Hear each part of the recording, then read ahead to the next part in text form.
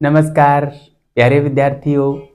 मौर्यकालीन कला हम पढ़ रहे थे और पिछली क्लास में हमने मौर्यकालीन स्तंभों को बढ़िया तरीके से पढ़ लिया था। बेहतरीन तरीके से मैंने आपको पढ़ाया, डायग्राम बना के बताया और फिर उसकी एक एक विशेषताओं को हमने बढ़िया से पढ़ा। फिर उसको ईरानी स्तंभों से और जो मौर्यकालीन स्तंभ थे या अशोक के जो स्तंभ थे उसकी तुलना भी हमने की। ठीक है, वो सारी चीज़ें हमने बताई और आज हम पढ़ेंगे मौर्यकालीन स्तूप कला। ठीक है, तो मौर्यकालीन स्तूप कला भी बड़ी महत्वपूर्ण है और मैं बताऊं आपको, मौर्यकालीन कला में दो प्रकार की कला बड़ी ही महत्वपूर्ण है जो एग्जाम की दृष्टि से मतलब अति महत्वपूर्ण हो जाती हैं। उसमें एक है स्तंभ और दूसरा है स्तूप। ठीक है, दोनों को गजब से पढ़ना है। उसके अलावा एक और आएगा गुहा, है ना, या जो गुफा है वो भी काफ़ी महत्वपूर्ण है। वहाँ से भी सवाल पूछे जाते हैं पर वो छोटा सा मामला है ना।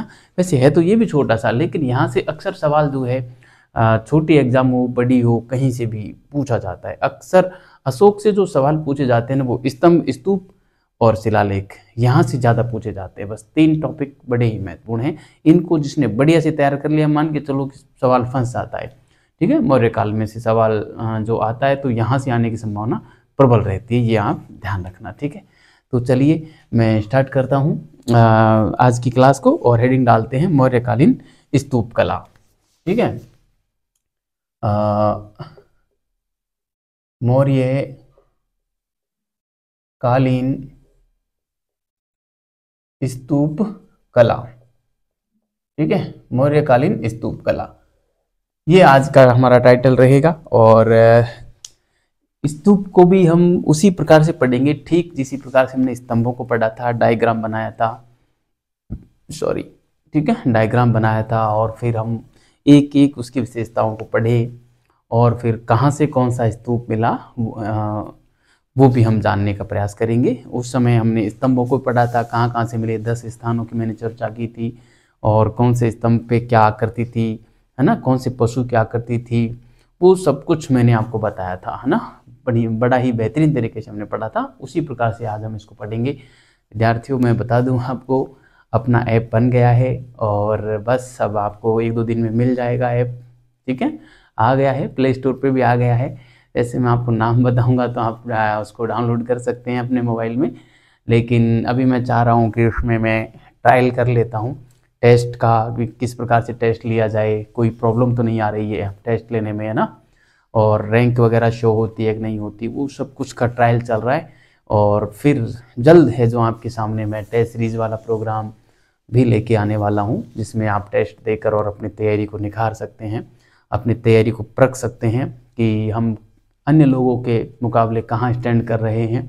ठीक है, तो ये आप लोगों के लिए भी एक अच्छी खबर होगी कि अब आप जो है मेरे से पढ़ रहे हैं तो मेरे साथ ही आप प्रैक्टिस भी कर सकते हैं ना। उसमें मैं पिछले साल के पेपर भी ऐड करवाने वाला हूँ और जो है उसके अलावा मैं आपको बताऊं टेस्ट सीरीज भी मैं जो डालूंगा उसमें भी बेहतरीन कंटेंट डालूंगा। आज तक मार्केट में एक भी ऐसी टेस्ट सीरीज नहीं है जो हमारी टेस्ट सीरीज के मुकाबले हो, है ना। आप देखना, पहले कंटेंट देखना, उसके बाद ही आप जो है उस पर विश्वास करना। ठीक है, तो चलिए आज की क्लास शुरू करते हैं। मैं आपको बताऊं, स्तूप जो शब्द है उसका पहली बार प्रयोग कहाँ किया गया था ये मैं आपको पहले बता चुका हूँ, आप लोगों को याद होगा।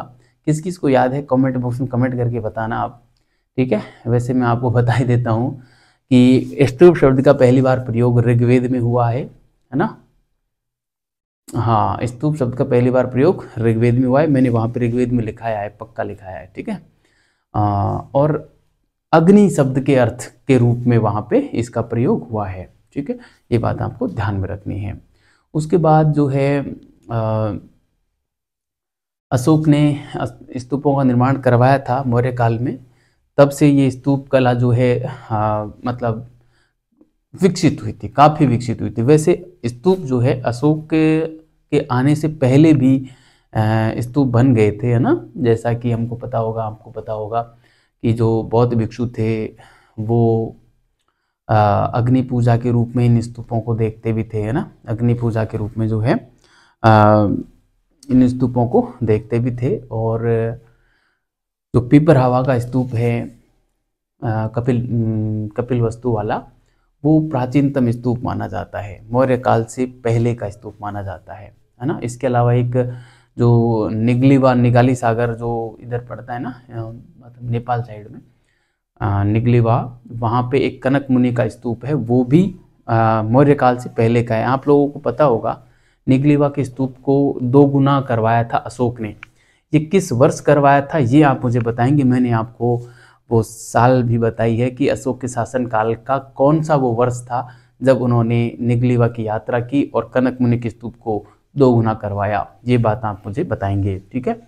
तो इस प्रकार से हम जो है एक बेसिक परिचय के रूप में हम स्तूपों की जानकारी आपके साथ ये साझा मैं कर रहा हूँ, ठीक है। उसको मैं यहाँ पे लिख दे रहा हूँ।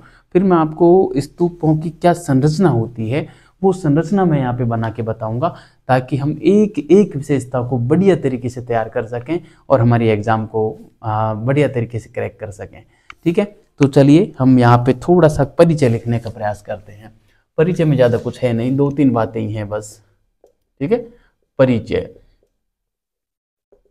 परिचय में विद्यार्थियों हम यहाँ पे बहुत अधिक नहीं लिखेंगे।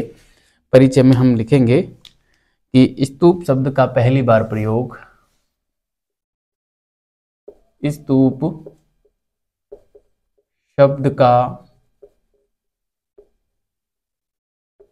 पहली बार प्रयोग, स्तूप शब्द का पहली बार प्रयोग ऋग्वेद में मिलता है। ऋग्वेद में मिलता है। स्तूप शब्द का पहली बार प्रयोग ऋग्वेद में मिलता है, जो कि अग्नि के लिए प्रयोग किया गया है। अग्नि के लिए प्रयोग किया गया है। प्रयोग किया गया है, तो कि अग्नि के लिए प्रयोग किया गया है, ठीक है। और जो बौद्ध भिक्षु थे उन्होंने भी अग्नि पूजा के रूप में स्तूपों को देखा था, वो भी हम यहाँ पे लिख सकते हैं, ठीक है। बौद्ध भिक्षुओं ने भी, आरंभिक बौद्ध भिक्षु उनकी बात है ना, बौद्ध भिक्षुओं ने भी स्तूपों को अग्नि पूजा के रूप में देखा। अग्नि पूजा के रूप में देखा, ठीक है। अग्नि पूजा के रूप में देखा। इतना हम थोड़ा सा किसकी ऐतिहासिक पृष्ठभूमि पे जाते हैं बस। अशोक से पहले भी जो है हमको स्तूपों की जानकारी मिलती है, लेकिन स्तूपों का जो विकास हुआ था बढ़िया तरीके से, वो विकास मौर्य काल में ही हुआ था। तो एक बात और हम यहाँ पे लिखना चाहेंगे कि अशोक के समय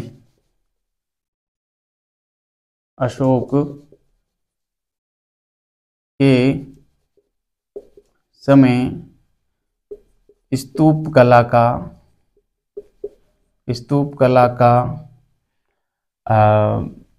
पर्याप्त विकास हुआ। स्तूप कला का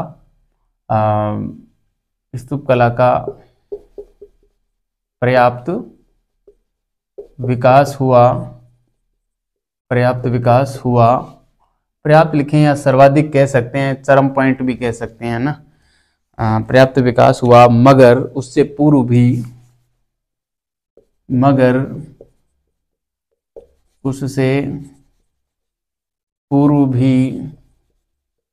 स्तूप बनाए जाते थे।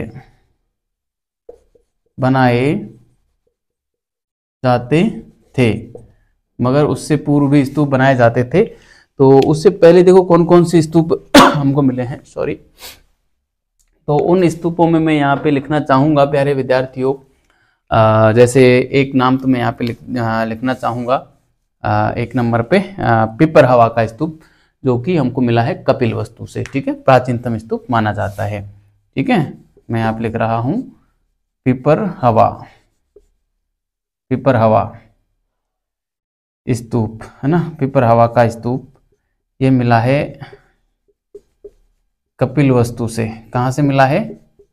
कपिलवस्तु से मिला है। ठीक है, ये आपको ध्यान में रखना है। ठीक है, और नंबर 2 है कनक मुनि का स्तूप।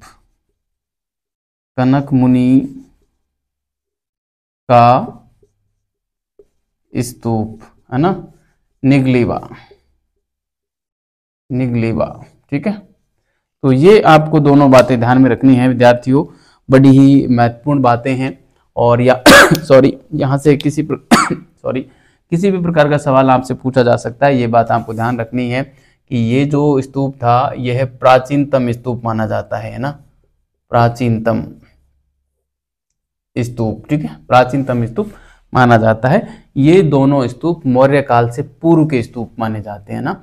ठीक है, मौर्य काल से पूर्व के स्तूप। मैं यहाँ पे लिख सकता हूँ, यहाँ पे मैं लिख सकता हूँ मौर्य काल से पूर्व के स्तूप है ना। वैसे अपने ऊपर लिख ही दिया है, लिखने की आवश्यकता नहीं है। मौर्य काल से पूर्व के स्तूप है ना, मौर्य काल से पूर्व के स्तूप हैं ये दोनों। ठीक है, तो ये बात आपको ध्यान में रखनी है। अब विद्यार्थियों, अब हम जो है स्तूप की क्या आकृति होती थी, इस स्तूप की क्या संरचना होती थी, वो थोड़ा सा समझ लेते हैं, और फिर हम जो है मौर्यकालीन स्तूपों पे हम आएंगे। ठीक है, और उनकी हम बात करने वाले हैं। ठीक है, तो चलिए, मैं देखो यहाँ पे मैं स्तूप बनाऊंगा ना तो थोड़ा सा आएगा नहीं, तो मैं इसको मिटा देता हूँ, आप इसको उतार लें, और फिर हम यहाँ पे एक स्तूप का डायग्राम बनाकर और हम उसको बढ़िया से समझने का प्रयास करते हैं, और एक एक चीज़ को बढ़िया तरीके से समझने का जो है प्रयास करेंगे। ठीक है, तो अभी मैं इसको मिटा रहा हूँ, आपने इसको उतार लिया होगा। ठीक है, तो अब आप एक छोटी सी हेडिंग डाल दें, स्तूप की संरचना। ठीक है, और हम स्तूप की संरचना पढ़ेंगे। ठीक है, तो चलिए स्तूप की संरचना हम पढ़ लेते हैं। स्तूप की संरचना, कोई सा भी स्तूप हो उसकी संरचना इस प्रकार की होती है। स्तूप की संरचना। ठीक है, तो आइए स्तूप की संरचना का जिक्र करें हम। तो देखो, स्तूप की संरचना में क्या होता है कि एक चबूतरा बनाया जाता है नीचे। सबसे पहले एक चबूतरा बना दिया, चबूतरे के ऊपर एक अर्धचंद्राकार आकृति बनाई जाती है ईंटों की सहायता से। ठीक है, और वो चबूतरा जो बनाया जाता है वो कहाँ बनाया जाता है? वो बुद्ध के या बौद्ध भिक्षु के कोई भी अवशेष जो होते हैं उनके ऊपर बनाया जाता है चबूतरा। ठीक है, और उसके ऊपर फिर एक अर्धवृत्ताकार जो है एक आकृति बना दी जाती है, जिसको अंड कहते हैं। अंड वो ईंटों से बनाई जाती है, और उसमें कुछ अवशेष रखे हुए रहते हैं बुद्ध के, है ना, बुद्ध के हों या कोई भी बौद्ध भिक्षु के हों। ठीक है, कोई भी बौद्ध भिक्षु के अवशेष वहाँ पे रखे जाते हैं।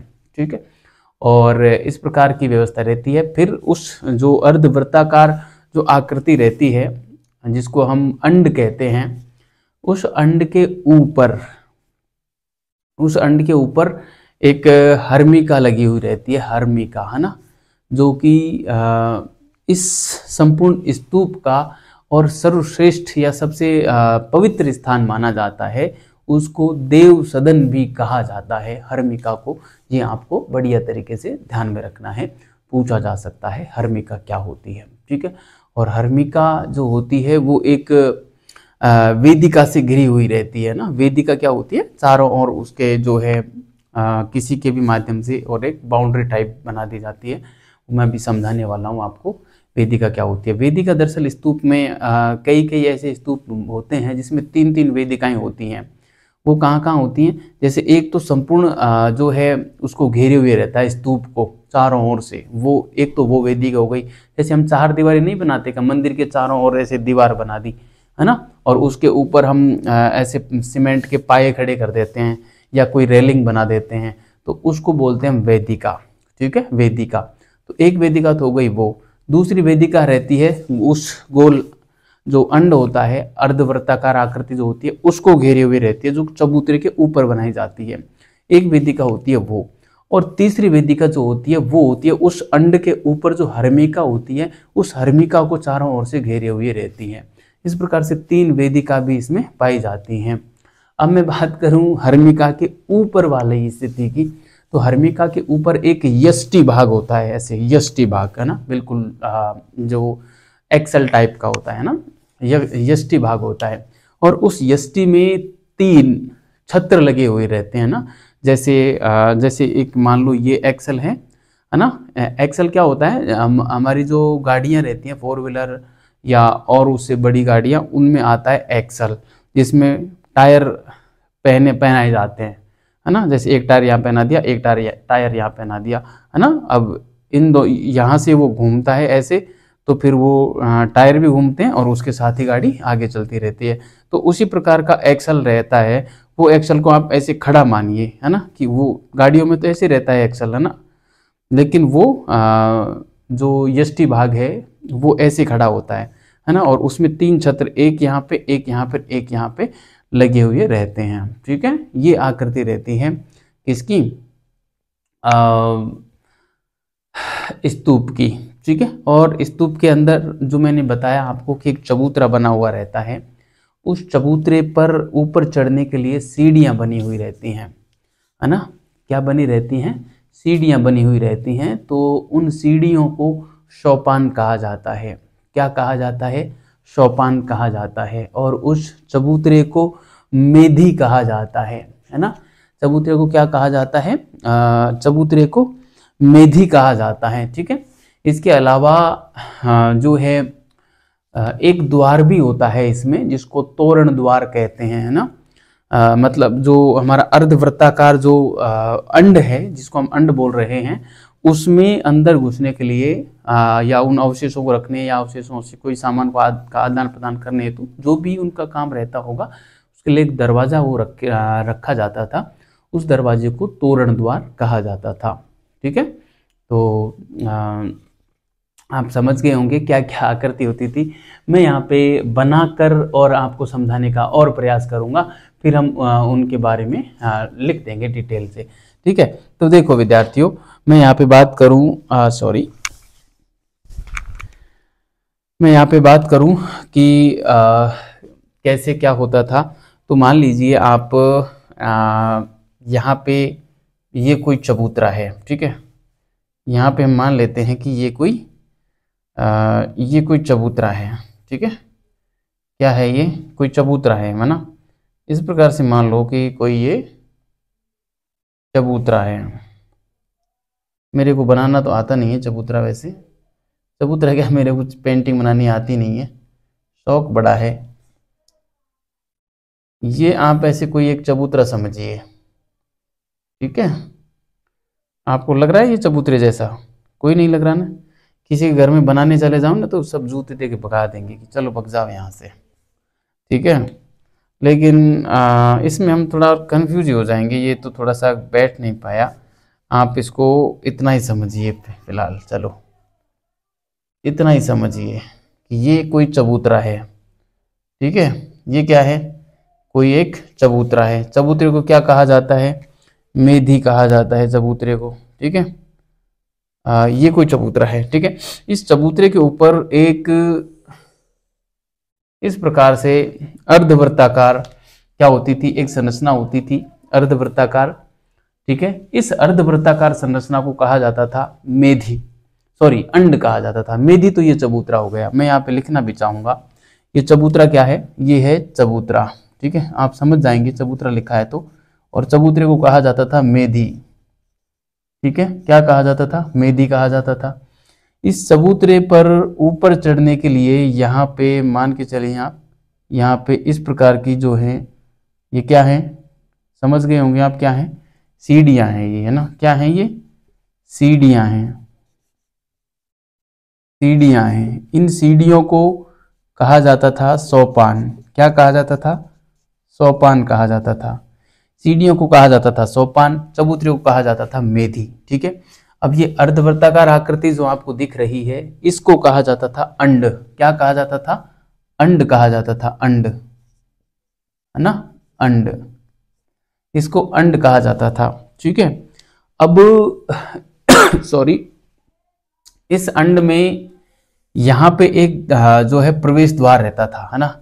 यहाँ पे जो है इस प्रकार से मैं एक जो है द्वार बना देता हूँ, प्रवेश द्वार। ठीक है, ये मान लो, मान लीजिए कि मैंने यहाँ पे ये एक प्रवेश द्वार बना दिया है। ठीक है, इस प्रकार का कोई ये जो है हमने दरवाजा बना दिया है। क्या है ये?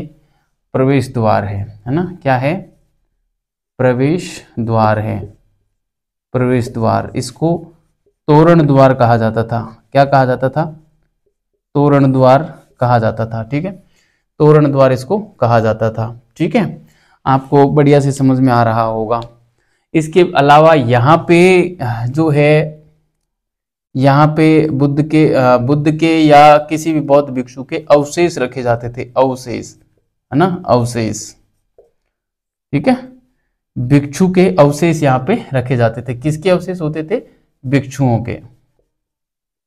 ठीक है, भिक्षुओं के अवशेष जो हैं वो यहाँ पर होते थे, उन्हीं के ऊपर ये बनाए जाते थे। क्या? स्तूप, स्तूप बना रहे हैं हम। ठीक है, अब और आपके जहन में एक सवाल आ रहा होगा कि सर ये क्या होता था, मतलब किसका बना हुआ होता था?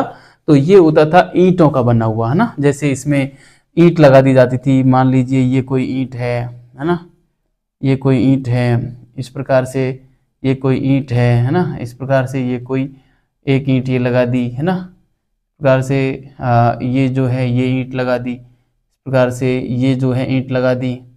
ठीक है, इस प्रकार से ये जो है ईंट लगा दी। ये ईंट मैंने थोड़ी बड़ी कर दी, है ना, ये थोड़ी महंगी वाली ईंट होगी शायद। ठीक है, इस प्रकार से ये ईंटों से बनाकर भर दिया जाता था, है ना। इसी प्रकार से और ईंट चुन चुन के इस प्रकार से बना देते थे। ये खोखला रहता था, इसमें अंदर से प्रवेश किया और यहाँ पे कोई भी अवशेष रख देते थे, या अवशेषों को बाहर भी निकाल लिया जाता था। ठीक है, तो ये क्या है? ईंटें हैं ये, है ना। ये क्या है? ईंटें, ईंटें हैं ये। ठीक है, ईंटें होती थी। तो ये आकृति आपको समझ में आ रही होगी। इसके अलावा मैं अब आपको बताऊं, एक यहाँ पे हर्मिका होती थी, है ना। ये क्या है? ये है हर्मिका। ठीक है, क्या है? हर्मिका है। ठीक है, ये है हर्मिका सॉरी, हर्मिका, हर्मिका। ये सबसे पवित्र स्थान माना जाता है स्तूप का। ठीक है, हर्मिका सबसे पवित्र स्थान माना जाता है स्तूप का।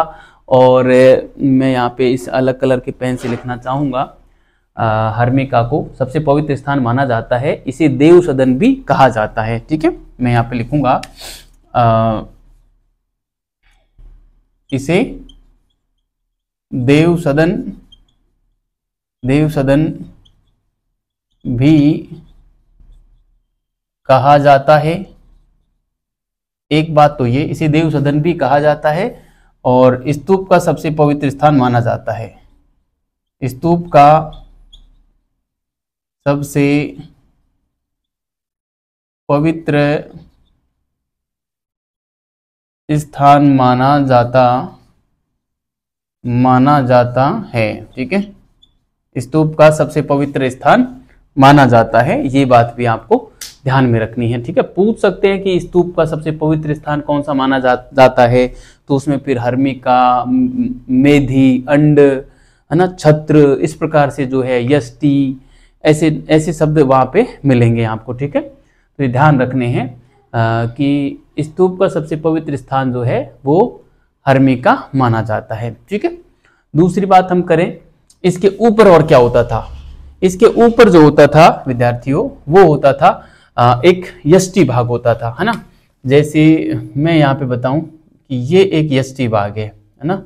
ये इस प्रकार से कोई आप मान सकते हैं ये यष्टि भाग है। ठीक है, क्या है ये? यष्टि भाग है। ठीक है, अब इसको बोलते थे यष्टि। क्या बोलते थे? यष्टि भाग, इसको यष्टि बोलते थे, यष्टि। ठीक है। और इस यष्टि में जो है इसको ठोस मान लो, कोई ठोस एकदम एक्सल टाइप मैंने बताया ना आपको वो, ठीक है। ये है यष्टि भाग। अब इस यष्टि भाग में 3 छत्र लगे हुए रहते थे, है ना। क्या लगे रहते थे? 3 छत्र लगे हुए रहते थे। वो मैं यहाँ पे आपको बनाने का प्रयास करता हूँ। ये थोड़ा सा दूर बन रहा है ना, इसको थोड़ा सा नजीक कर देते हैं तो हाँ ठीक लगेगा। ठीक है, ये ठीक है, ठीक है। इसमें जो है छत्र बना देते हैं हम 3। जैसे ये मान लो एक छत्र तो ये गोल हो गया, एक ये हो गया, ऊपर ऊपर जैसे हम जाएंगे छोटा छत्र मिलेगा हमको ना, तो हम छोटा बनाएंगे। ये छोटा हो गया ना, ये थोड़ा सा जो है बड़ा बना देते हैं, ठीक है। और ये उससे भी छोटा हो गया। ये क्या हो गए? ये 3 छत्र हो गए इस पे, ठीक है। तो ये 3 क्या हो गए? ये 3 है छत्र हैं, ठीक है। तो मैं यहाँ पे आपको दर्शा भी देता हूँ। 1 2 और ये तीनों क्या हैं? ये छत्र हैं ये, ठीक है। ये तीनों छत्र हैं, ठीक है। अब आप समझ गए होंगे कि ये पूरा हमारा स्तूप हो गया। ये यहाँ पे धरातल है ना, धरातल, धरातल के ऊपर चबूतरा, चबूतरे के ऊपर यहाँ पे कुछ अवशेष, अवशेषों के ऊपर ये अर्धचंद्राकार एक आकृति जिसको अंड बोलते हैं, है ना। और अंड ये जो बनाया जाता था ईंटों से बनाया जाता था, चबूतरा वही मिट्टी ईंटों से, ठीक है। और जो है मेधी इसको चबूतरे को बोला जाता था। चबूतरे पर ऊपर चढ़ने के लिए सीढ़ियां होती थी जिसको सोपान बोला जाता था। इसके अंदर जाने के लिए एक प्रवेश द्वार होता था जिसको तोरण द्वार कहा जाता था, ठीक है। हर्मिका को देव सदन भी कहते थे और स्तूप का सबसे पवित्र स्थान माना जाता है। उसके ऊपर एक यष्टि भाग है, यष्टि भाग, यष्टि में 3 छत्र लगे हुए हैं, ठीक है। अब देखिए इसमें 3 वेदिकाएं भी होती थी। 3 वेदिकाओं का जिक्र मैंने अभी किया था, आप लोगों को बताया था कि 3 वेदिका होती थी। तो एक वेदिका तो होती थी इस संपूर्ण जो है चबूतरे को घेरे हुए रहती थी, ठीक है। संपूर्ण चबूतरे को घेरे हुए रहती थी। जैसे कोई मंदिर है तो मंदिर के चारों ओर एक 4 दीवारी नहीं होती, तो चारों ओर से उस मंदिर को घेरे हुए रहती है, ठीक है। तो उसी प्रकार से ये मान लीजिए ये एक मंदिर नुमा संरचना है। ये मंदिर भाई चौकोर स्थिति में होता है, ये हमारा गोल है एक चबूतरे के ऊपर, ठीक है। तो इसको चारों ओर से जो घेरे हुए रहेगा, एक तो वेदिका वो हो गई। जैसे मैं मान लो कि इसके चारों ओर ऐसे घुमा देता हूं, है ना। मान लीजिए कि ये हमारी एक वेदिका हो गई, ठीक है। ये एक वेदिका हो गई, ठीक है। ये तो हो गई एक वेदिका जो कि इस मंदिर को चारों ओर से घेरे हुई है। ये जो आकृति मैंने बनाई है ना, इसको आप ठीक ऐसे समझें कि ये एक 4 दीवारी है, ठीक है। 4 दीवारी यानी कि चारों ओर से एक दीवार में बंद है और उस दीवारी में 1-2 जगह गेट रहते हैं, है ना। जैसे मान लो एक गेट यहाँ रख दिया, एक यहाँ रख दिया, एक यहाँ रख दिया, एक यहाँ रख दिया, चारों दिशाओं से 4 गेट रख दिए इसमें अंदर प्रवेश करने के लिए, ठीक है। और उस 4 दीवारी के ऊपर हम अक्सर देखा करते हैं कहीं पे रेलिंग लगा देते हैं, कहीं पे जो है सफेद सीमेंट के पाए लगा देते हैं, लगभग 4 इंच मतलब 1 इंच का गैप देकर और एक पाया, फिर 1 इंच का गैप देकर एक पाया, और इस प्रकार से चारों ओर से जो है उसकी बाउंड्री कर देते हैं। इस प्रकार की वेदिका बना दी जाती है रेलिंग लगाकर, और एक उसको बोलते हैं वेदिका, रेलिंग लगा दी जाती है मतलब, ठीक है। कईयों के मकान पे भी आपने देखे होंगे इस प्रकार से, है ना। जैसे मकान होते हैं, मकानों पे अपने यहाँ पे मेडी बोलते हैं, आपके पता नहीं क्या बोलते होंगे, हमारे यहाँ पे मकान के ऊपर जैसे एक कमरा बना दिया उसको मेडी बोलते हैं, और उसके ऊपर भी चारों ओर से जो है उसको बोलते हैं मंगडोली बना देते हैं, मंगडोली, है ना। मंगडोली के ऊपर कई लोग तो क्या पाए लगा देते हैं, और कई लोग केवल जो है सिंगल ईंट की दीवार बना देते हैं या डबल ईंट की दीवार भी बना देते हैं। तो वो जो ऊपर जो दीवार चारों ओर बनाई जा रही है वो भी एक वेदिका कहलाती है, ठीक है। तो दूसरी वेदिका जो होती है वो होती है इस चबूतरे के ऊपर, ठीक है। आप समझ रहे होंगे ये जो चबूतरा है, इस चबूतरे के ऊपर ये आकृति है ना। तो चबूतरे के ऊपर ही है ना, तो ये जो चबूतरे पे इस जगह बच रही है यहाँ पे होके, ये मान के चलो कि इसको चारों ओर से घेरे हुई है, एक वेदिका यहाँ पे हो जाएगी, कहने का मतलब है ना। अब मैं देखो यहाँ पे तो कैसे बताऊं आपको, तो मैं यहाँ पे ही समझा देता हूँ कि इस प्रकार से एक वेदिका यहाँ पे होगी, है ना, जो इस पूरे को घेरी हुई रहेगी, चबूतरे के ऊपर होगी एक वेदिका, है ना। तो एक वेदिका हो गई ये जो पूरे स्तूप को घेरे हुई है। दूसरी वेदिका हो गई ये वाली जो कि किसको घेरे हुई है, कि ये अंड को घेरे हुई है ना, अंड को घेरे हुई है, मतलब चबूतरे को नहीं घेर रही है, अंड चबूतरे के ऊपर की जो संरचना है उसको पूरे घेरे हुई है, अंड को घेरे हुई है ना, ठीक है। अब ये देखो इसके ऊपर ऐसा नहीं है कि इसके ऊपर जा रही है ये, है ना। जैसे कोई भी संरचना है, मान लो ये कोई संरचना है ना, ये मेरे हाथ पे है, यहाँ के ये चबूतरा है, मान लो ये चबूतरा है, इस चबूतरे के ऊपर ये क्या है, अंड है, ये पूरा क्या है, अंड है। तो इसके चारों ओर, है ना, जैसे अब मैं कैसे समझाऊं, जैसे अब ये इस प्रकार से मान लो, है ना, अब इसके चारों ओर यहाँ पे जो बनेगी वो वाली वेदिका है ये, है ना, ठीक है, आप समझ गए होंगे, सॉरी। और तीसरी जो वेदिका होगी विद्यार्थियों, वो केवल इस हर्मिका को घेरे हुई होगी, है ना, तो वो इसके चारों ओर होगी ऐसे, है ना, इसके चारों ओर ऐसी होगी जो इसको घेरे हुए रहेगी, ठीक है। तो मैं उसको यहाँ पे ऐसे दर्शाने का प्रयास करूंगा, ठीक है, यहाँ पे ऐसे होगी ये, ठीक है। तो आप समझ गए होंगे 3 वेदिका, 1 2 और ये 3 वेदिका, ठीक है। तो ये क्या है, मैं यहाँ पे बता देता हूँ, वेदिका, ठीक है, क्या हो गई, ये वेदिका हो गई, ठीक। वेदिका कितनी होती थी, 3 होती थी। कहाँ कहाँ होती थी मैंने आपको बता दी है, वेदिका अब बताने की आवश्यकता मेरे को नहीं है, ठीक है। तो आप विद्यार्थियों इस चित्र को बढ़िया तरीके से समझें, और इसको यदि आप समझ गए किसको क्या कहा जाता था, तो आपका सवाल किसी भी प्रकार से गलत नहीं होगा, ठीक है। तो आप बढ़िया तरीके से इसको उतार लें और ऐसा का ऐसा चित्र आप बनाएं, ताकि आपको किसी प्रकार से जो है सॉरी, कोई कंफ्यूजन आपको रहेगा नहीं, और आप यहाँ से कंसेप्ट बेस्ड सवाल आते हैं विद्यार्थियों, तो आपके किसी प्रकार से सवाल जो है गलत नहीं होगा, ठीक है। तो आपने इसको उतार लिया होगा। अब देखिए मैं आपको बता दूं कि इसमें हमने क्या क्या लिखा है, इसमें क्या क्या आते हैं ना, ठीक है। तो देखो सबसे पहले तो मैं यहाँ पे लिख दूं चबूतरा, ठीक है। एक तो क्या है इसमें, 1 नंबर पे मैंने लिखा, सबसे पहले हमने लिखा चबूतरा, है ना, चबूतरा, जिसको हम क्या बोल रहे हैं, मेधी। चबूतरे को क्या बोल रहे हैं, मेधी, ठीक है, चबूतरे को बोल रहे हैं मेधी। दूसरा जो है इसमें दूसरे नंबर पे जैसे चबूतरे के साथ में सोपान आ गया, सीढ़ियां आ गई, सीढ़ियां, ठीक है, सीढ़ियां जिनको हम बोल रहे हैं सोपान, ठीक है, सीढ़ियों को क्या बोल रहे हैं, सोपान। तीसरा इसमें आ गया सॉरी, ये प्रवेश द्वार। तीसरा क्या आ गया, प्रवेश द्वार, इसको हम बोल रहे हैं तोरण द्वार, ठीक है, तोरण द्वार, ठीक है।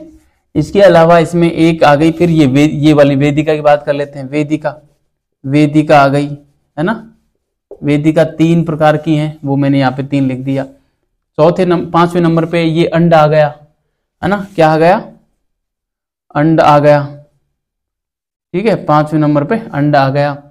इसके अलावा इसमें अवशेष भी होते हैं, अवशेष तो आपको पता है ये, इसमें तो क्या ही लिखना, अवशेष भी होते हैं, ठीक है। और इसके अलावा 7वें नंबर पे मैं यहाँ पे लिखना चाहूँ तो एक सॉरी, एक हो गई हर्मिका, है ना, हर्मिका, ठीक है, हर्मिका हो गई। हर्मिका के ऊपर इसमें एक यष्टि और एक हो गया छत्र, है ना। 8वें नंबर पे मैं यहाँ पे लिख देता हूँ यष्टि, यष्टि, और 9वें नंबर पे मैं लिख देता हूँ छत्र, ठीक है, यष्टि और छत्र, ठीक है। तो ये इन सबको मिलाकर क्या बनेगा, स्तूप बनेगा, है ना, स्तूप, ठीक है, ये होता है स्तूप। स्तूप में ये सारी चीजें होती हैं, ठीक है। तो हमने लगभग सारी बातों को कवर कर लिया है, ठीक है। आप इसको बढ़िया तरीके से उतार लें और इसको बढ़िया से समझें, ठीक है। एक एक चीज को बढ़िया तरीके से समझना है ताकि सारी चीज समझ में आ जाएगी। नीचे से चलेंगे ऊपर तक पूरी चीज समझ में आ जाएगी आराम से। हमने उसको लिख दिया है, एक एक चीज कौन सी चीज कहाँ है, मैंने सारी चीज आपको बढ़िया से यहाँ पे बता दी है, ठीक है। आप इसका स्क्रीनशॉट लें विद्यार्थियों, उतारें। मैं एक बार आपको यहाँ पे बोल के बता देता हूँ कि इसमें देखो क्या क्या होता है ना। तो देखो स्तूप जो होते थे वो एक चबूतरे के ऊपर बनाए जाते थे, उस चबूतरे को मेधी कहा जाता था, ठीक है। उसके ऊपर जो अवशेष होते थे उनके ऊपर एक अर्धचंद्राकार आकृति बनाई दी जाती थी ईंटों की सहायता से, जो कि अंड कहलाती थी। और उस अंड के ऊपर एक हर्मिका होती थी, हर्मिका के ऊपर एक यष्टि भाग जिसमें 3 छत्र लगे हुए रहते थे। और ये संपूर्ण स्तूप एक वेदिका से घिरा हुआ रहता था। उसके अलावा इसमें एक और वेदिका होती थी जो अंड को घेरे रखती थी, और एक और वेदिका होती थी जो हर्मिका को घेरे हुए रहती थी। इस प्रकार से इसमें टोटल 3 वेदिकाएं रहा करती थी या हुआ करती थी। इस अंड में अंदर प्रवेश करने के लिए एक द्वार होता था जिसको तोरण द्वार कहा जाता था। वहीं चबूतरे के ऊपर चढ़ने के लिए सीढ़ियां होती थी, उन सीढ़ियों को सोपान कहा जाता था। ठीक है, तो मैंने आपको एक एक विशेषता के बारे में बोल के फिर बता दिया है। आप इसका स्क्रीनशॉट लें और जो है बढ़िया तरीके से इसको आप बनाना। विद्यार्थियों, यहाँ से सवाल पूछने की संभावना प्रबल है। ठीक है, तो आप इसको उतारें और मैं आता हूं अगली स्लाइड पे। ठीक है, चलिए, आपको बढ़िया से समझ में आ गया होगा और ये मेरा दावा है कि संपूर्ण आप YouTube का इतिहास उठा के देखना, किसी भी टीचर ने और इस प्रकार से जो है स्तूप नहीं पढ़ाया होगा।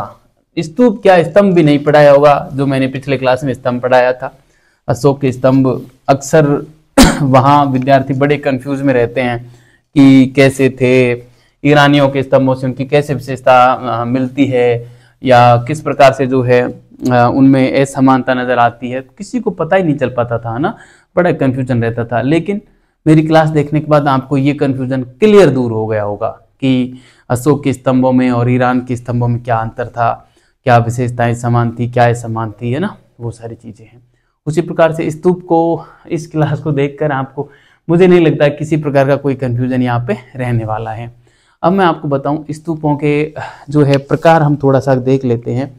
जैसे कोई भी बौद्ध भिक्षु है, उसके अवशेषों, शरीर के जो अवशेष हैं, जैसे दांत है उसके ऊपर बना दिया, खोपड़ी के कुछ अवशेष हैं उनके ऊपर बना दिया, तो उस प्रकार का जो स्तूप होता है ना, वो शारीरिक स्तूप कहलाता है। क्या कहलाता है? शारीरिक स्तूप कहलाता है। ठीक है, इसके अलावा एक स्तूप और होता है जैसे जिसको हम पारिभौमिक स्तूप भी बोलते हैं ना। क्या बोलते हैं? पारिभौमिक स्तूप बोलते हैं। पारिभौमिक स्तूप में क्या होता है कि पारिभौमिक स्तूप में इस प्रकार का होता है जिसमें बुद्ध के द्वारा इस्तेमाल की गई कोई भी वस्तु है ना, जैसे उनके वस्त्र हैं, उनके ऊपर मान लो कोई स्तूप बनाया है, या उनकी चरण पादुका हैं, चप्पल हैं, है ना, चप्पलें हैं, उनके ऊपर कोई स्तूप बनाया है ना, या उनका कमंडल है, तो उसके ऊपर स्तूप जो बनाया गया है वो पारिभौमिक स्तूप कहलाता है। ठीक है, क्या कहलाता है? पारिभौमिक स्तूप जो है कहलाता है। इसके अलावा एक होता है उद्देशित स्तूप, है ना। उद्देशित स्तूप में क्या होता है कि इस उद्देश्य से बना दिया जाता है कि कोई भी स्थान है या कोई भी घटना है, वो यदि महात्मा बुद्ध से संबंधित रही है तो उसकी याद में या उस स्थान पर या उस घटना की याद में कोई स्तूप बनाया गया है, मतलब किसी उद्देश्य विशेष के साथ, तो वो होता है उद्देशित स्तूप। ठीक है, इसके अलावा एक संकल्पित स्तूप या मनोती स्तूप भी होता है। मनोती स्तूप शब्द से आप पहचान रहे होंगे, मनोती, यदि किसी व्यक्ति ने मान लो ये मनोकामना की कि जैसे हम ही मनोकामना कर लें कि हमें नौकरी मिल जाए तो हम कुछ कर देंगे, कुछ मतलब अधिकतर गांवों में लोग तो इस प्रकार से करते हैं कि हम सवा मणि कर देंगे, हम भंडारा कर देंगे, मेरी नौकरी लग जाए, है ना। मतलब ईश्वर पे भी विश्वास नहीं है, पहले मेरी नौकरी लगाओ फिर मैं तेरा भंडारा करूं। क्या पता आप मेरी नौकरी में भंडारा कर दूं और आप मेरी नौकरी में नहीं लगाओ, मैं मतलब मेरे पैसे लेके भाग जाओ, तो उस परमात्मा के ऊपर भी लोगों को विश्वास नहीं है आज की दुनिया में, है ना। सब यही कहते हैं कि बस मेरी नौकरी लग जाए तो मैं ये भंडारा कर दूं, मेरी नौकरी लग जाए तो मैं वो सवामणि कर दूं, लग जाए तो, यानी ईश्वर से भी पहले खुद का काम करवाते हैं, उसके बाद उसको उसकी मजदूरी देते हैं, है ना। तो इस प्रकार से लोग जब करते हैं और मान लो जैसे सोच लिया कि भाई मेरी नौकरी लग जाए तो मैं भंडारा कर दूंगा, और नौकरी लग भी गई तो उसके बाद वो भंडारा करना। इसी प्रकार से मान लो कि किसी व्यक्ति ने ये कहा कि हे प्रभु मेरी नौकरी मिल जाए तो मैं एक स्तूप बना दूंगा, है ना, तो उसके संकल्प पूरा हुआ तो उसने एक स्तूप बना दिया। किसी बड़े स्तूप के पास में छोटा स्तूप बना देते थे किसी भी व्यक्ति की मनोकामना पूर्ण होने के उपलक्ष्य में, तो उसको बोलते थे संकल्पित या मनोती स्तूप। ठीक है, तो आप समझ गए होंगे संकल्पित या मनोती स्तूप क्या होता था। तो ये स्तूप के मैंने 4 प्रकार आपको बताए हैं। वैसे इस प्रकार के प्रश्न पूछे नहीं जाते, मेंस एग्जाम में पूछे जाते हैं, ऑब्जेक्टिव एग्जाम में इस प्रकार से बनते नहीं है, फिर भी मैं यहाँ पे जो है शॉर्ट में इनको लिखने का प्रयास करता हूँ, ज़्यादा डिटेल में जाएंगे नहीं। ठीक है, स्तूपों के प्रकार आप लिख सकते हैं, एक छोटी सी हेडिंग, स्तूपों के प्रकार। ठीक है, स्तूपों के प्रकार। स्तूपों के प्रकार में देखिए 4 प्रकार के स्तूप हो गए, है ना, जिसमें पहला है शारीरिक स्तूप। शारीरिक स्तूप। ठीक है, शारीरिक स्तूप में कौन से आएंगे कि बुद्ध सॉरी बुद्ध के या भिक्षु के शरीर के जो अवशेष होते हैं उनके ऊपर बनाए गए, शरीर के अवशेषों के ऊपर बनाए गए स्तूप, है ना। मैं यहाँ पे सीधा लिख रहा हूं, शरीर के अवशेषों के ऊपर बनाए गए स्तूप, बनाए गए स्तूप जो होते हैं ना, वो शारीरिक स्तूप होते हैं। अब इसमें बुद्ध भी हो सकते हैं, अन्य भिक्षु भी हो सकते हैं, किसी का भी शरीर हो सकता है ना। बुद्ध की भी बात हो सकती है, प्लस अन्य भिक्षु की भी बात हो सकती है। आप इसको ऐसे समझिए। ठीक है, बुद्ध या अन्य भिक्षु दोनों में से कोई भी हो सकता है। ठीक है, दूसरे प्रकार का हमने पारिभोगिक की बात की, पारिभोगिक। ठीक है, पारिभोगिक में वही आता है कि बुद्ध के द्वारा सॉरी यहाँ पे बुद्ध है ना, बुद्ध के द्वारा उपयोग में ली गई किसी वस्तु के ऊपर बनाया गया स्तूप, है ना। बुद्ध द्वारा प्रयोग या उपयोग में ली गई, उपयोग में, ये पेन बिल्कुल फीका चलने लग गया तो बदल लेते हैं जरा। बुद्ध द्वारा उपयोग में ली गई किसी भी वस्तु के ऊपर बनाया गया स्तूप, है ना। जैसे कमंडल के ऊपर है, चरण पादुका के ऊपर है ना, इस प्रकार से। ठीक है, ये आपको ध्यान रखना है। तीसरे नंबर पे हम लिखेंगे उद्देशित स्तूप। उद्देशित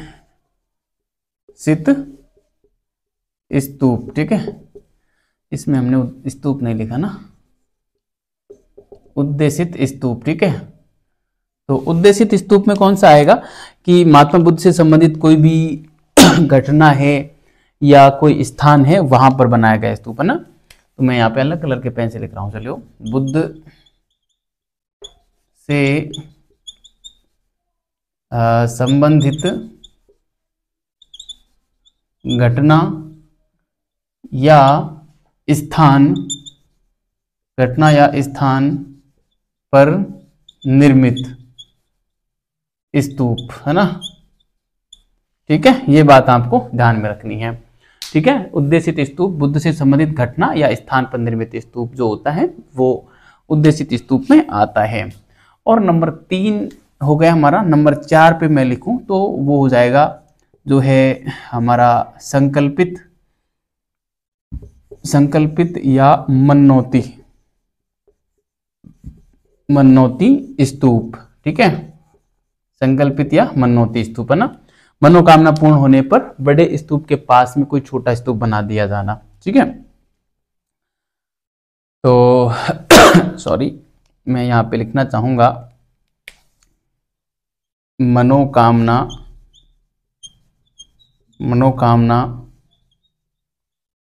पूरी होने पर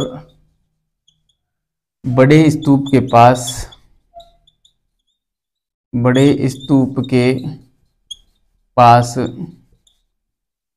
छोटा स्तूप बनाना। ठीक है, बड़े स्तूप के पास में छोटा स्तूप बनाना क्या कहलाता है? जो छोटा स्तूप है वो संकल्पित स्तूप कहलाता है। ये बात आपको ध्यान रखनी है। संकल्पित या मनोती स्तूप इसको कहते हैं। तो ये हमारे स्तूपों के 4 प्रकार हुए। ठीक है, स्तूपों के 4 प्रकार बढ़िया से उतारें आप इनको विद्यार्थियों। कई बार यहाँ से जो है सवाल पूछ लिया जाता है। ठीक है, अब मैं बताऊं आपको मौर्यकालीन स्तूपों की हम बात करें, मौर्यकालीन स्तूप। ठीक है, मौर्यकालीन स्तूप में कौन कौन से स्तूप आएंगे, तो सांची का जो स्तूप है वो बड़ा ही प्रसिद्ध स्तूप है। ठीक है, और उसके अलावा अशोक के बारे में दिव्यावदान ये कहता ही है कि जो बुद्ध के जो अवशेष थे, 7 शारीरिक अवशेषों के ऊपर और अशोक ने 84,000 स्तूपों का निर्माण करवाया था, ये बात हमको मिलती है। ठीक है, उसमें से सबसे प्रमुख जो स्तूप है वो सांची का जो स्तूप है वो मिलता है ना। सांची का स्तूप सबसे प्रसिद्ध स्तूप माना जाता है। वैसे सांची से हमको 3 स्तूप मिलते हैं, है ना, 3। उनमें से जो पहला स्तूप है वो सबसे बड़ा स्तूप है, उसको त्रिमेधी स्तूप भी कहा जाता है ना, क्योंकि उसमें 3 वेदिकाएं मिलती हैं, तीनों वेदिकाएं मिलती हैं, इसलिए उसको त्रिमेधी स्तूप या महास्तूप भी कहा जाता है। और उसका जो तोरण द्वार है उस पर जो है हमको सालभंजिका की मूर्ति भी मिलती है ना, तोरण द्वार पर सालभंजिका की भी मूर्ति भी हमको मिलती है। ठीक है, तो ये बात हमको ध्यान रखनी है सांची का स्तूप में। ठीक है, सांची का स्तूप कहाँ पड़ता है, हमारे जो है मध्य प्रदेश में पड़ता है। मध्य प्रदेश का भी एक जिला है विदिशा। ठीक है, वहाँ पे ये पड़ता है। ठीक है, उसके अलावा 2 जो स्तूप हैं सांची के वो बहुत छोटे छोटे हैं, इसलिए उनको लघु स्तूप की श्रेणी में रखा गया है। ठीक है, ये बात आपको बढ़िया तरीके से ध्यान में रखनी है। ठीक है, उसके अलावा जो हमारे सारनाथ का जो स्तूप है, सारनाथ से भी हमको स्तूप मिले हैं। सारनाथ से एक तो हमको धमेक स्तूप मिला है, एक धर्मराज का स्तूप मिला है। ठीक है, धमेक और धर्मराज का स्तूप बड़े ही महत्वपूर्ण स्तूप हैं। धमेक स्तूप के बारे में कहा जाता है कि महात्मा बुद्ध ने अपना प्रथम उपदेश धमेक स्तूप में ही दिया था।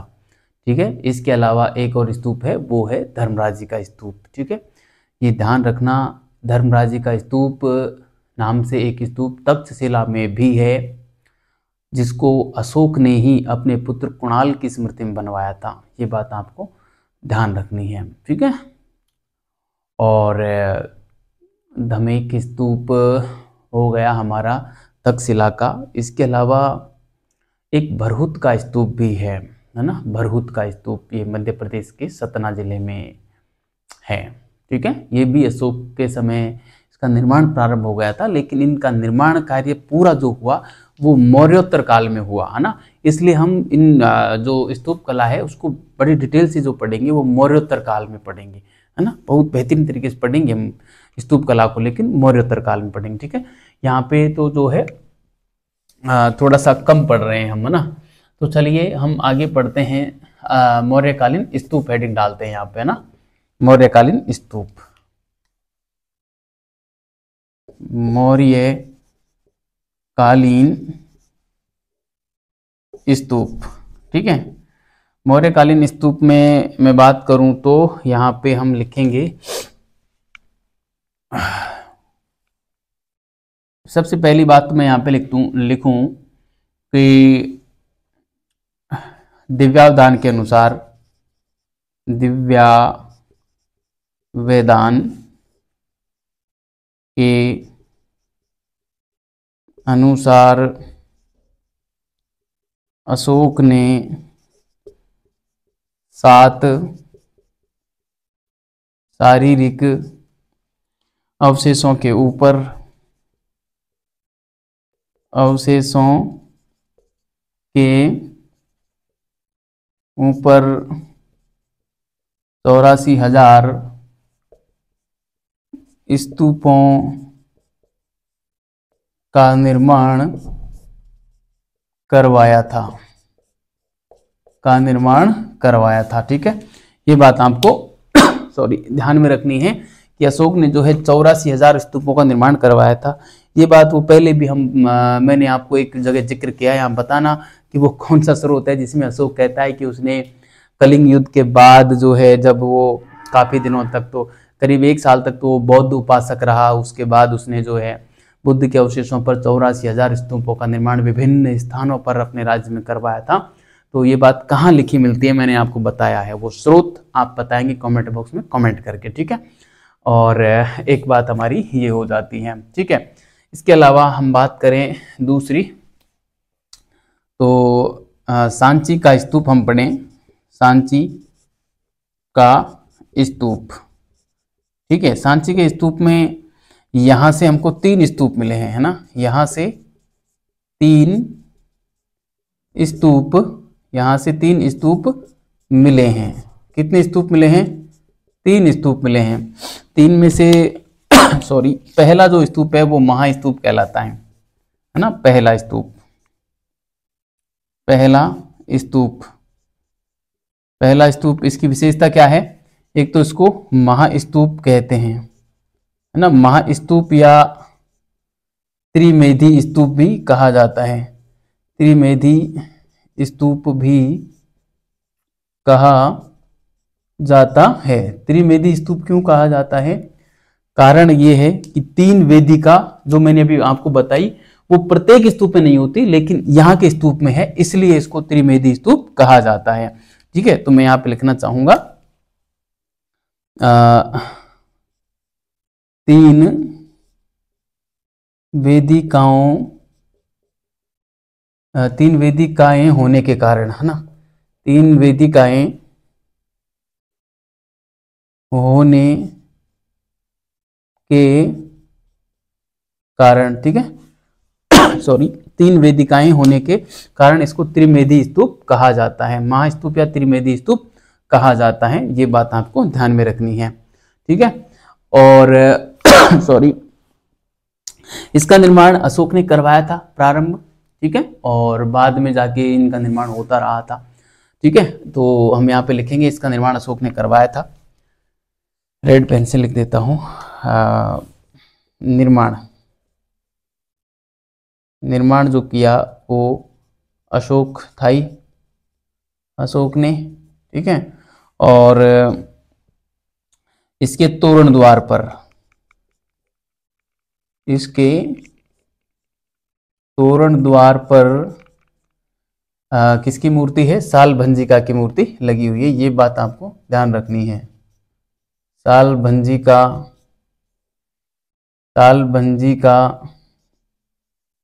की मूर्ति लगी है, इसके तोरण द्वार पर साल भंजिका की मूर्ति लगी है, ये बात आपको ध्यान में रखनी है, ठीक है। इसके अलावा जो सॉरी, ये मैंने 3 स्तूपों की बात की, उसमें से पहला स्तूप हो गया, दूसरा और तीसरा स्तूप लघु स्तूप कहलाते हैं, बस उसमें यही है, ठीक है। तो मैं यहाँ पे लिखूंगा दूसरा व तीसरा स्तूप लघु स्तूप कहलाते हैं, ठीक है। क्या कहलाते हैं? लघु स्तूप कहलाते हैं, ठीक है, मतलब छोटे हैं वो, कहलाते क्या हैं ही छोटे, ठीक है। दूसरा और तीसरा स्तूप लघु स्तूप कहलाते हैं। तो ये हो गए हमारे जो है सांची के स्तूप, ठीक है। सांची कहाँ पड़ता है? मैंने यहाँ पे लिखा नहीं क्या, ये जो सांची है, सांची कहाँ पड़ता है? विदिशा में पड़ता है। कहाँ पड़ता है? सॉरी, विदिशा एमपी में पड़ता है, विदिशा एमपी में पड़ते हैं ये ना, विदिशा एमपी में, विदिशा मध्य प्रदेश में ये पड़ते हैं, ठीक है। सांची का स्तूप विदिशा मध्य प्रदेश में पड़ता है। इसके अलावा जो है अब सारनाथ के स्तूपों की मैं बात कर लेता हूँ। सारनाथ का स्तूप सॉरी, यहाँ पे मैं लिख देता हूँ, ठीक है, यहाँ पे मैं लिख देता हूँ सारनाथ का स्तूप 2 नंबर पे, सारनाथ का स्तूप या सारनाथ के स्तूप, ठीक है। सारनाथ के स्तूपों की मैं बात करूं तो इसमें एक तो हो जाएगा धमेक स्तूप, है ना, धमेक स्तूप, ठीक है। धमेक स्तूप ये बुद्ध ने अपना पहला उपदेश संभवतः यहीं दिया था, ऐसा माना जाता है, ठीक है। तो मैं यहाँ पे लिखना चाहूंगा बुद्ध ने पहला उपदेश दिया, बुद्ध ने पहला उपदेश दिया। ठीक है, इतना आप ध्यान रखना। ऐसा माना जाता है ना कि बुद्ध ने पहला उपदेश जो है सॉरी धर्मराजी का स्तूप में दिया था। ठीक है, और दूसरा है धर्मराजी का स्तूप, दूसरा है धर्मराजी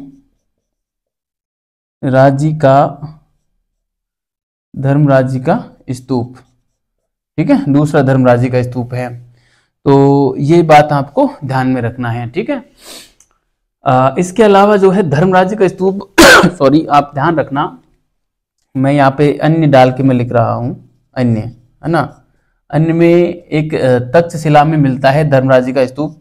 कहाँ मिलता है? तक्षशिला में भी धर्मराजी का स्तूप मिलता है, ध्यान रखना। तक्षशिला कहाँ क्या मिलता है? यहाँ पे धर्मराजी का स्तूप, ये भी आप ध्यान रखना। धर्मराजी का स्तूप। ठीक है, तक्षशिला में जो धर्मराजी का स्तूप है, ये अशोक ने इसका निर्माण अपने पुत्र कुणाल की स्मृति में करवाया था। आपको पता होगा कुणाल जिसकी आंखें निकलवा दी थी तिस्रक्षिता ने, और तिस्रक्षिता को फिर प्राणदंड भी दिया था अशोक ने, है ना। वो उसी कुणाल की स्मृति में जो है ये अशोक ने इसका निर्माण करवाया था। तो मैं यहाँ पे लिखना चाहूंगा कुणाल की स्मृति में निर्मित, है ना, कुणाल की स्मृति में अशोक द्वारा निर्मित, है ना, अशोक द्वारा निर्मित। ठीक है, कुणाल की स्मृति में अशोक द्वारा निर्मित ये है धर्मराजी का स्तूप। ठीक है, तक्षशिला वाला। ठीक है, इसके अलावा एक जो है भरहुत का स्तूप है, वो भी आप जो है यहाँ पे ध्यान रख लेंगे। अन्य में तक्षशिला हो गया, और यहाँ पे मैं लिख देता हूँ, कौन सा था? भरहुत का स्तूप, है ना, भरहुत स्तूप भी आपको ध्यान में रखना है, भरहुत स्तूप। ठीक है, भरहुत स्तूप भी आपको ध्यान में रखना है। तो ये थे प्यारे साथियों मौर्यकालीन स्तूप। भरहुत स्तूप का निर्माण भी अशोक ने प्रारंभ करवा दिया था, लेकिन पूरा किसके समय में हुआ था? बाद के जो शासक थे वो उनके समय में हुआ था। मौर्योत्तर काल में हम जब कुषाण काल वगैरह इनको पढ़ेंगे तब मैं आपको बताने वाला हूँ वहाँ पे, और कुषाणकालीन कला पढ़ेंगे, उसमें बड़ा ही आनंद आएगा। और कुषाणकालीन कला है, बड़ी ही इंटरेस्टिंग कला है, बहुत अच्छी कला है, वहाँ से अक्सर सवाल एग्जाम में भी पूछे जाते हैं। तो बड़ा ही जो है शानदार वो टॉपिक रहेगा अगला, है ना। तो अभी आप इसको उतारे विद्यार्थियों। ठीक है, आपने इसको उतार लिया होगा। अब हम पढ़ेंगे इससे अगली क्लास में। तब तक के लिए बहुत बहुत धन्यवाद विद्यार्थियों। आप अच्छे रहिए, मस्त रहिए और लगातार पढ़ते रहिए।